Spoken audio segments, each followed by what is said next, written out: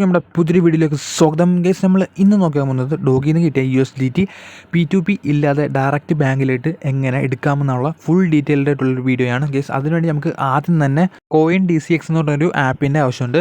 ആ ആപ്പിൻ്റെ യൂസും കൊണ്ടാണ് നമ്മൾ എക്സ്ചേഞ്ച് ചെയ്ത് മാറ്റുന്നത് ഡയറക്റ്റ് മണി, ഇന്ത്യൻ മണി ആയിട്ട്.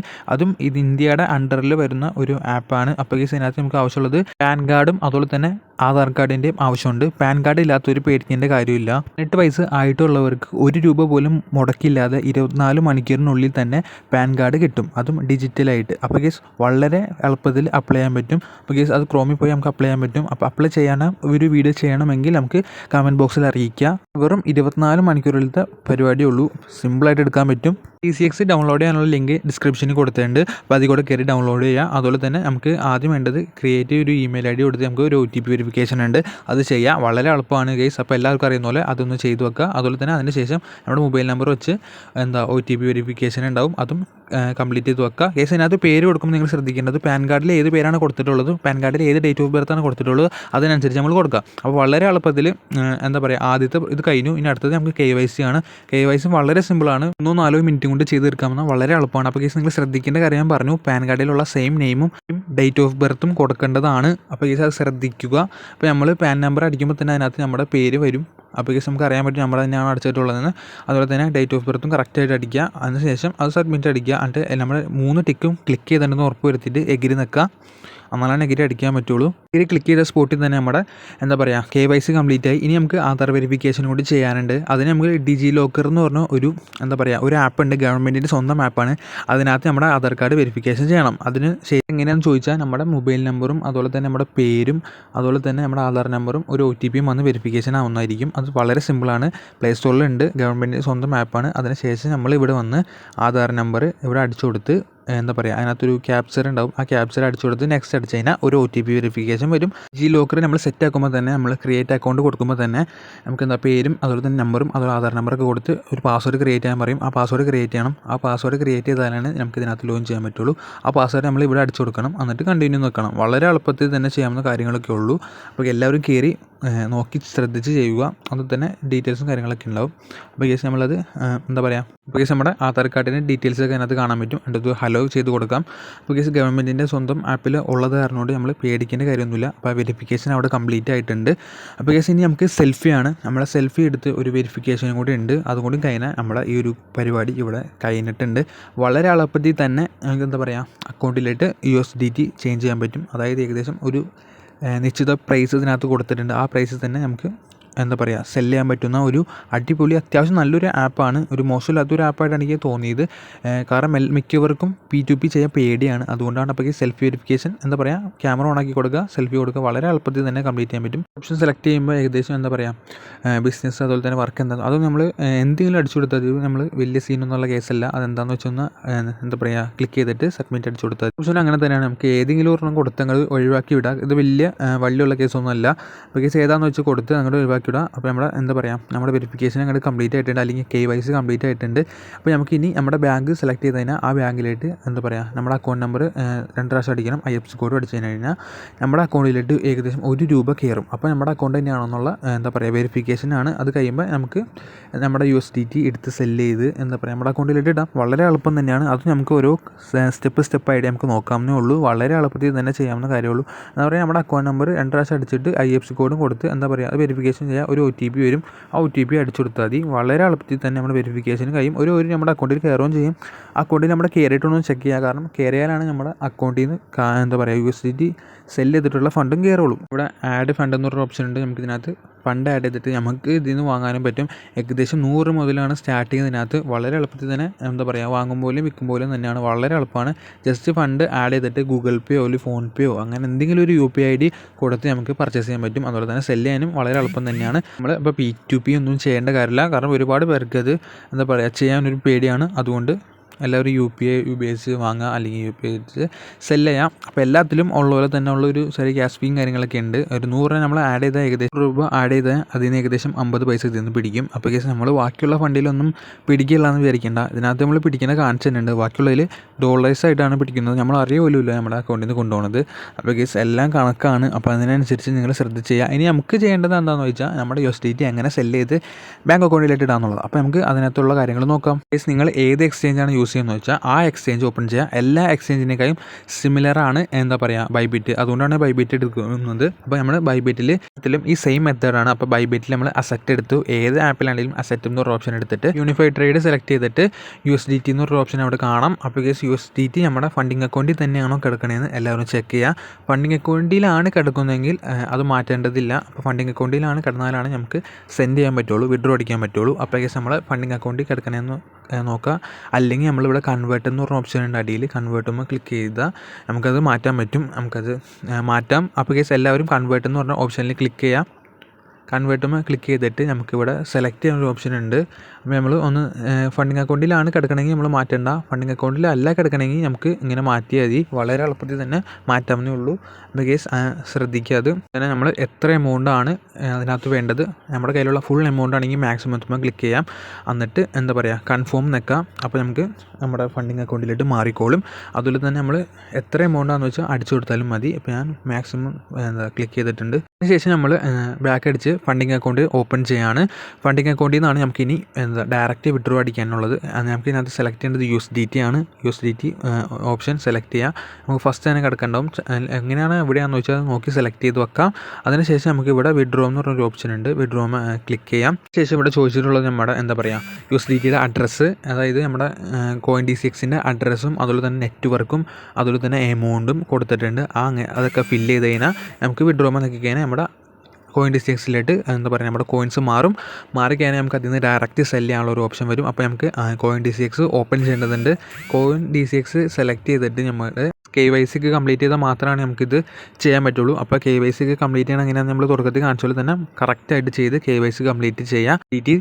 CoinDCXിലോട്ട് ആഡ് ചെയ്യാൻ പറ്റുള്ളൂ. അപ്പോൾ കേസ് അത് ശ്രദ്ധിക്കുക. അപ്പോൾ നമുക്ക് പ്രൊഫൈൽ ഐക്കൺ ഉണ്ട്. മേളിൽ ഒരു ബ്ലൂ കളറിൽ ഒരു പ്രൊഫൈൽ ഐക്കൺ ഉണ്ട്. അപ്പോൾ ജസ്റ്റ് ക്ലിക്ക് ചെയ്യുക. അതിനകത്ത് നമുക്ക് ഫണ്ടിങ് എന്ന് പറഞ്ഞ ഓപ്ഷൻ ഉണ്ട്. ആ ഫണ്ടിങ് എന്ന് പറഞ്ഞൊരു ഓപ്ഷനിൽ ക്ലിക്ക് ചെയ്ത് കഴിഞ്ഞാൽ നമ്മുടെ കയ്യിൽ എത്ര എമൗണ്ട് ഇപ്പം നിലവിൽ ഉണ്ടെന്നുള്ളൊരു എമൗണ്ട് കാണിച്ചിട്ടുണ്ടാവും. അതുപോലെ തന്നെ നിങ്ങളുടെ കയ്യിൽ എത്ര എമൗണ്ട് ഉണ്ടെന്ന് വെച്ചാൽ അത് കാണിച്ചിട്ടുണ്ടാവും. നിങ്ങളുടെ കയ്യിൽ എമൗണ്ട് ഇല്ലെങ്കിൽ അവിടെ ഒന്നും കാണിക്കില്ല. അതിനുശേഷം നമ്മൾ ക്രിപ്റ്റോ എന്ന് പറഞ്ഞ ഓപ്ഷൻ അതിന് തൊട്ടിപ്പുറത്തുണ്ട്. ക്രിപ്റ്റോയിൽ എൻ്റെ കയ്യിൽ ഉള്ള ഡോളേഴ്സും അതുപോലെ തന്നെ എന്താ പറയുക USDTയും അതുപോലെ എൻ്റെ കയ്യിലുള്ള ക്രിപ്റ്റോസ് ഏതൊക്കെയാണെന്ന് വെച്ചാൽ അതൊക്കെ കാണിക്കും. അതിനുശേഷം നമുക്ക് എന്താ ചെയ്യേണ്ടതെന്ന് വെച്ചാൽ ഇതിനകത്തേക്ക് USDT ആണ് ആഡ് ചെയ്യേണ്ടത്. അപ്പോൾ നമുക്ക് ഡെപ്പോസിറ്റ് എന്ന് പറഞ്ഞ ഓപ്ഷന് ക്ലിക്ക് ചെയ്യാം. ബാക്കിയെല്ലാം നമ്മുടെ ബാക്കിയുള്ള എന്താ പറയുക എക്സ്ചേഞ്ചിനെ പോലെ തന്നെയാണ്. അതിനകത്ത് നമ്മൾ USDT ക്ലിക്ക് ചെയ്യാം. USDT സെലക്ട് ചെയ്യുമ്പോൾ ശ്രദ്ധിക്കണം ടെതർ USDT എന്നുള്ള ഓപ്ഷൻ തന്നെ ചെയ്യുക. അത് തന്നെയാണെന്ന് ഉറപ്പും വരുത്താൻ നോക്കുക. അതുപോലെ തന്നെ നമുക്ക് അടുത്ത് ചെയ്യേണ്ടത് നെറ്റ്വർക്ക് സെലക്ട് ചെയ്യാനുള്ള ഒരു ഓപ്ഷനാണ്. ഇതിവിടെ ഉള്ള നെറ്റ്വർക്ക് എന്ന് പറഞ്ഞാൽ 3 അപ്പോൾ കേസ് നമുക്ക് ERC20 എന്തായാലും വേണ്ട. കാരണം അതിനകത്ത് ഗ്യാസ് ഫീ കൂടുതലാണ്. അതെന്തിൻ്റെയാണെന്ന് ചോദിച്ചാൽ ഇതേറത്തിൻ്റെയാണ്. അപ്പോൾ കേസ് നമുക്ക് വേണ്ടത് TRC20 അല്ലെങ്കിൽ BEP20 ആണ് വേണ്ടത്. BEP20 എന്താ പറയുക ബൈനാൻസിൻ്റെ ആണ്. അതുപോലെ തന്നെ TRC എന്താ പറയുക ടോണിൻ്റെ ആണ്. അപ്പോൾ കേസ് നമുക്ക് ഇതിനകത്ത് 2 ഏതെങ്കിലും ഓരോ സെലക്ട് ചെയ്യാം. അതുപോലെ തന്നെ ഇതേറത്തിൻ്റെ നമുക്ക് വേണ്ട. അപ്പോൾ കേസ് ഞാൻ സെലക്ട് ചെയ്യുന്നത് TRC20 ആണ്. അപ്പോൾ നിങ്ങൾക്ക് ഏതാണെന്ന് വെച്ചാൽ നിങ്ങൾ സെലക്ട് ചെയ്യാം. അതുപോലെ തന്നെ നമുക്ക് ഈ 3 ഓപ്ഷനിൽ മാത്രമാണ് വിഡ്രോ അടിക്കാനുള്ള ഓപ്ഷൻ ഉള്ളൂ. അപ്പോൾ കേസ് നമുക്ക് ഏതാ വേണ്ടതെന്ന് വെച്ചാൽ അത് സെലക്ട് ചെയ്ത് സബ്മിറ്റ് ചെയ്യാം. അതിനുശേഷം നമുക്ക് ഇതിൻ്റെ ലിങ്ക് കോപ്പി ചെയ്യേണ്ടതുണ്ട്. ലിങ്ക് എന്ന് പറയുമ്പോൾ ഇതാണ് അഡ്രസ്സ്. ഈ അഡ്രസ്സ് കോപ്പി ചെയ്യേണ്ടതുണ്ട്. ഈ അഡ്രസ്സ് ഉപയോഗിച്ചിട്ടാണ് നമുക്ക് ഇതിനകത്തേക്ക് സെൻഡ് ചെയ്യേണ്ടത്. അപ്പോൾ നമുക്ക് എല്ലാവർക്കും അറിയാവുന്ന പോലെ തന്നെ അത് കോപ്പി ചെയ്തിട്ട് നമുക്ക് ബൈബിറ്റിലേക്ക് ബാക്ക് വരണം. അതിനുശേഷം നമ്മളത് അവിടെ പേസ്റ്റ് ചെയ്യുവാണ്. അതിനുശേഷം നമ്മുടെ എന്താ പറയുക നമ്മുടെ നെറ്റ്വർക്ക് അവിടെ ഓട്ടോമാറ്റിക്കലി വന്നിട്ടുണ്ട്. നെറ്റ്വർക്കിന് അഥവാ വന്നിട്ടില്ലെങ്കിൽ നിങ്ങളത് സെലക്ട് ചെയ്യുക. അതുപോലെ തന്നെ ശ്രദ്ധിക്കേണ്ടതെന്ന് വെച്ചാൽ എമൗണ്ട് നമ്മളെപ്പോഴും എൻ്റർ ചെയ്യുമ്പോൾ 2 പ്രാവശ്യം ചെക്ക് ചെയ്തിട്ട് വേണം എമൗണ്ട് എൻ്റർ ചെയ്യേണ്ടത്. അതുപോലെ തന്നെ നെറ്റ്വർക്കും സെലക്ട് ചെയ്യുക. നെറ്റ്വർക്ക് സെലക്ട് ചെയ്യുമ്പോൾ അതിനനുസരിച്ച് ശ്രദ്ധിച്ചില്ലെങ്കിൽ ഗ്യാസ് ഫീ ഒരുപാട് പോകും. അതുപോലെ തന്നെ എറത്തിൻ്റെ സെലക്ട് ചെയ്യുമ്പോൾ ഏകദേശം $8 ഗ്യാസ് ഫീ ആയിട്ട് പോകുന്നത്. 8 സംതിങ് പോകുന്നുണ്ട്. അപ്പോൾ നമ്മൾ പറഞ്ഞിട്ടുള്ള ERC20 നമ്മൾ TRC ഒക്കെ സെലക്ട് ചെയ്യുകയാണെങ്കിൽ ഏകദേശം 1.30 USDT ഗ്യാസ് ഫീ ആയിട്ട് കൊടുക്കേണ്ടി വരും. അപ്പോൾ ഗ്യാസ് ഫീ എന്തായാലും ഒഴിവാക്കാൻ പറ്റില്ല. അത് എല്ലാ ആപ്പിലും ഗ്യാസ് ഫീ ഉണ്ട്. അപ്പോൾ അത് കൊടുത്ത് നമുക്ക് വിഡ്രോ അടിക്കാൻ പറ്റുള്ളൂ. അപ്പോൾ നമ്മൾ ഏറ്റവും കുറഞ്ഞത് ഏകദേശം $2.6 ഏറ്റവും കുറഞ്ഞത്.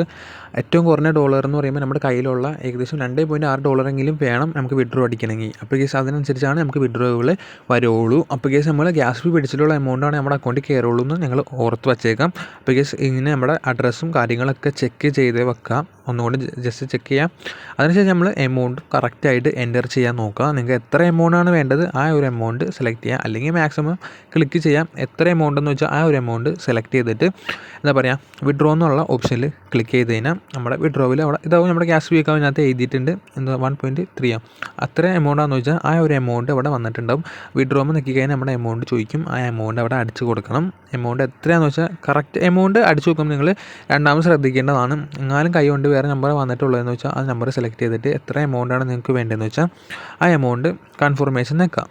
കൺഫർമേഷൻ നിൽക്കിക്കഴിഞ്ഞാൽ നമ്മുടെ എമൗണ്ട് എത്രയാണ് പോകുന്നത് അങ്ങനെയുള്ള ഫുൾ ഡീറ്റെയിൽസ് അവിടെ ചോദിച്ചിട്ട് കാണിച്ചിട്ടുണ്ടാവും. അതൊക്കെ സെലക്ട് ചെയ്താൽ മതി.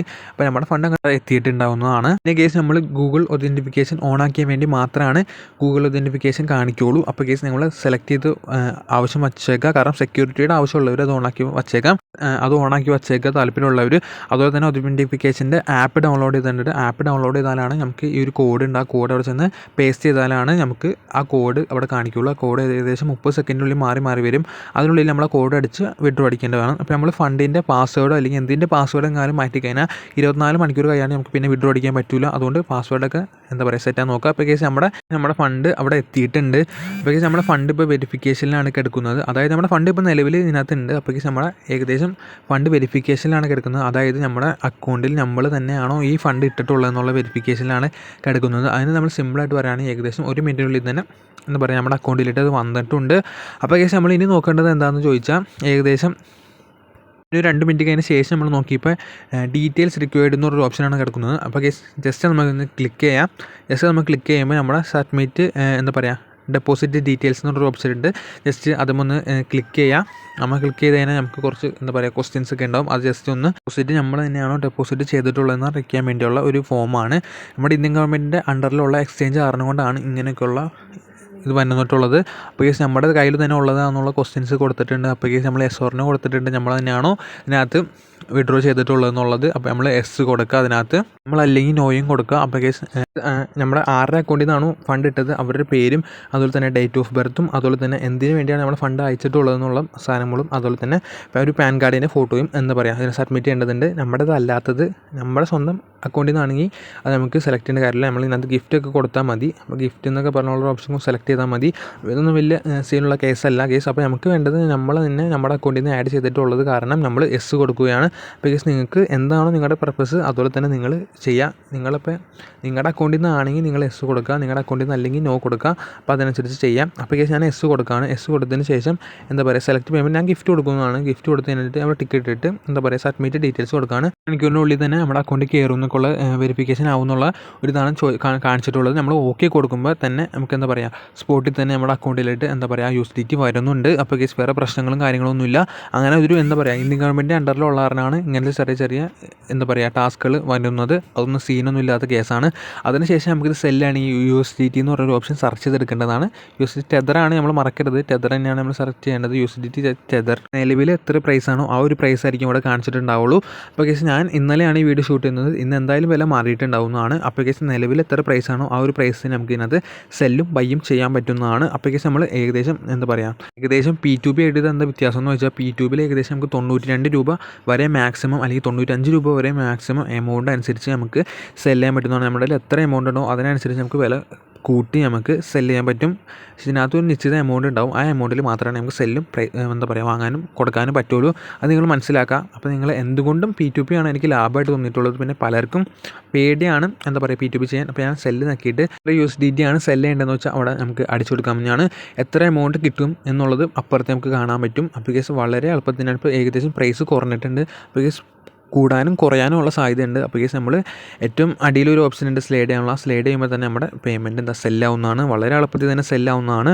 അപ്പോൾ കേസ് വളരെ എളുപ്പത്തിൽ തന്നെ സെല്ലായി കഴിഞ്ഞിട്ടുണ്ട്. വില കുറയണ മുമ്പ് ഞാൻ സെല്ല് ചെയ്തതാണ്. അപ്പോൾ കേസ് നിങ്ങളും എങ്ങനെയാണെന്ന് വെച്ച് നോക്കി സെല്ല് ചെയ്യാൻ നോക്കാം. അതുപോലെ തന്നെ ഡയറക്റ്റ് ബാങ്ക് അക്കൗണ്ടിലായിട്ട് നമുക്ക് ഇടാൻ പറ്റുന്നതാണ്. നമ്മൾ ഫസ്റ്റ് ട്രേഡിങ് കഴിയുമ്പോൾ നമുക്കൊരു ചെറിയൊരു എമൗണ്ട് നമുക്ക് ഇതിൽ നിന്ന് കിട്ടുന്നതായിരിക്കും. അത് എത്ര എമൗണ്ട് ആണെങ്കിലും കിട്ടുന്നതായിരിക്കും. അപ്പോൾ അതിന് ശേഷം നമ്മൾ പ്രൊഫൈൽ ഐക്കൺ എടുത്തിട്ട് ഫണ്ടിങ് എടുക്കുക. അതിന് ശേഷം നമ്മുടെ അപ്പോൾ നമ്മുടെ എമൗണ്ടും കാര്യങ്ങളൊക്കെ ആഡ് ആയിട്ടുണ്ട്. ഇതിന് ശേഷം ഈ വിഡ്രോ INR എന്നൊരു ഓപ്ഷൻ ഉണ്ട്. നമ്മൾ ക്ലിക്ക് ചെയ്ത് കഴിഞ്ഞാൽ നമുക്ക് ഇന്ത്യൻ മണി തന്നെ നമ്മുടെ ഡയറക്റ്റ് ബാങ്ക് അക്കൗണ്ടിലേക്ക് വിഡ്രോ അടിക്കാൻ പറ്റുന്നതാണ്. അപ്പോൾ ഞങ്ങൾ ഡയറക്റ്റ് നമ്മുടെ എത്ര എമൗണ്ട് ആണ് വിഡ്രോ അടിക്കേണ്ടതെന്ന് വെച്ചാൽ മിനിമം 100 രൂപയാണ്. 100 രൂപ വരെ നമ്മുടെ ബാങ്ക് അക്കൗണ്ടിലേക്ക് ഇടാൻ പറ്റും. അപ്പോൾ എത്ര എമൗണ്ട് ആണ് നിങ്ങൾക്ക് ബാങ്ക് അക്കൗണ്ടിലേക്ക് വിഡ്രോ അടിക്കേണ്ടതെന്ന് വെച്ചാൽ ആ എമൗണ്ട് അവിടെ അടിക്കാം. ആ എമൗണ്ട് അടിച്ചതിന് ശേഷം നമുക്ക് കൺഫേം ടു വിഡ്രോ അടിക്കാം. നമ്മൾ ബാങ്ക് അക്കൗണ്ട് ആഡ് ചെയ്താൽ മാത്രമാണ് നമുക്ക് വിഡ്രോ അടിക്കാൻ പറ്റുള്ളൂ. അപ്പോൾ നിങ്ങൾ ബാങ്ക് അക്കൗണ്ട് ആഡ് ചെയ്യുന്ന കാര്യം നോക്കി വെക്കാം. അതുപോലെ തന്നെ വളരെ എളുപ്പത്തിൽ തന്നെ കണ്ടിന്യൂ ടു വിഡ്രോ എന്നൊരു ഓപ്ഷൻ ചെയ്താൽ മതി. ആ സ്പോട്ടിൽ തന്നെ നമുക്ക് വിഡ്രോയിൽ നടക്കുന്നതായിരിക്കും. പ്രോസസ്സും കാര്യങ്ങളൊക്കെ നടക്കുന്നതായിരിക്കും. വളരെ എളുപ്പത്തിൽ തന്നെ നമുക്ക് ഇതിനകത്ത് വിഡ്രോയിലും കാര്യങ്ങളും വരുന്നതാണ്. ഒതൻറ്റിക്കേഷൻ ഓണാക്കി വെച്ചിട്ടുണ്ടെങ്കിൽ ഗൂഗിൾ ഒതൻറ്റിക്കേഷൻ ഓണാക്കി വെച്ചിട്ടുണ്ടെങ്കിൽ നിങ്ങൾക്ക് ഇങ്ങനൊരു ഇത് വരും. ചിലപ്പോൾ നിർബന്ധമായിരിക്കും. അപ്പോൾ ഞാൻ എന്തായാലും ഇത് ഓണാക്കി വെച്ചിട്ടുണ്ട്. അപ്പോൾ നിങ്ങൾ ഒതൻറ്റിഫിക്കേഷൻ്റെ ആപ്പ് ഡൗൺലോഡ് ചെയ്തിട്ട് ആ ഒരു കോഡ് ഇതിനകത്ത് അടിച്ചു കൊടുക്കാൻ പറയുമ്പോൾ ആ കോഡ് അവിടെ വരുന്നതായിരിക്കും. അപ്പോൾ അതിനനുസരിച്ച് OTP നമുക്ക് അതിനകത്ത് അടിച്ചു കൊടുത്തു കഴിഞ്ഞാൽ നമുക്ക് ഇതിനകത്ത് 71 മണിക്കൂറാണ് കാണിച്ചിട്ടുള്ളതെങ്കിലും നമ്മൾ ഓക്കെ അടിക്കുമ്പോൾ തന്നെ സ്പോട്ടിൽ തന്നെ നമ്മുടെ അക്കൗണ്ടിൽ കാശ് കയറുന്നുണ്ടെന്നുള്ള കാര്യം ശ്രദ്ധിക്കുക. ഏകദേശം 1-2 മിനിറ്റ് മാത്രമാണ് നമ്മുടെ അക്കൗണ്ടിൽ ഫണ്ട് കയറാൻ വേണ്ടി സമയം എടുക്കുന്നത്. അതിനകത്ത് സമയം കാണിച്ചിട്ടുണ്ടെങ്കിലും വളരെ പെട്ടെന്ന് തന്നെ നമ്മുടെ അക്കൗണ്ടിലേക്ക് ഫണ്ട് എത്തുന്നതാണ് എനിക്ക് മെസ്സേജ് ആയിട്ട് വന്നിട്ടുണ്ട്. അപ്പോൾ നമ്മുടെ വീഡിയോ ഇഷ്ടപ്പെട്ട തീർച്ചയായിട്ടും ലൈക്ക് അടിക്കുക. അതുപോലെ തന്നെ നമ്മുടെ ചാനൽ സബ്സ്ക്രൈബ് ചെയ്യുക. ഏകദേശം ഡോക്കുവിന് സിമിലർ ആയിട്ടുള്ള ഏകദേശം 4ഓളം അല്ലെങ്കിൽ 5ഓളം എയർ ഡ്രോപ്സിൻ്റെ ലിങ്ക് ഞാൻ ഡിസ്ക്രിപ്ഷനിൽ കൊടുത്തേക്കാം. പരമാവധി എല്ലാവരും കയറാൻ നോക്കുക. അല്ലെങ്കിൽ കമൻറ്റ് ബോക്സിൽ കൊടുത്തേക്കാം. എല്ലാവരും കയറാൻ നോക്കുക. കാരണം എന്താണെന്ന് വെച്ചാൽ വളരെ ഇമ്പോർട്ടൻ്റ് ആയിട്ടുള്ള വിഡ്രോവിൽ ഇപ്പോൾ തന്നെ ഏകദേശം വരാറായിട്ടുള്ളതൊക്കെയാണ്. അപ്പോൾ അതിനകത്ത് എല്ലാവരും കയറി എയർ ഡ്രോപ്പിന് വേണ്ടി എല്ലാവരും വെയിറ്റ് ചെയ്ത് നിൽക്കുക. നമ്മൾ പറഞ്ഞ പോലെ തന്നെ അക്കൗണ്ടിൽ കാശ് കയറുന്നവരുള്ള ഫുൾ ഡീറ്റെയിൽഡ് ആയിട്ടുള്ള വീഡിയോ ഞാൻ ഇതുവരെയും പറഞ്ഞ പോലെ തന്നെ ചെയ്തിട്ടുണ്ട്. ഈ അടുത്ത് തന്നെ കുറച്ച് എയർ ഡ്രോപ്സ് ഉണ്ട്. ആ എയർ ഡ്രോപ്സിന് വേണ്ടി നമ്മുടെ ചാനൽ സബ്സ്ക്രൈബ് ചെയ്ത് നോക്കുക. ടൊമാറ്റോ പോലത്തെ അത്യാവശ്യം നല്ലൊരു എമൗണ്ട് കിട്ടാൻ സാധ്യതയുള്ള എയർ ഡ്രോപ്സ് ഈ അടുത്ത് തന്നെ ഉണ്ട്. ഡീറ്റെയിൽസ് അറിയാൻ വേണ്ടി നമ്മുടെ ടെലിഗ്രാം ചാനലും അതുപോലെ തന്നെ യൂട്യൂബ് ചാനലും സബ്സ്ക്രൈബ് ചെയ്ത് നോക്കുക. വീഡിയോസായിട്ടും അല്ലെങ്കിൽ അപ്ഡേറ്റ്സ് ആയിട്ട് നമ്മൾ ഇടുന്നതായിരിക്കും. അടുത്തൊരു വീഡിയോ ആയിട്ട് വീണ്ടും കാണാം.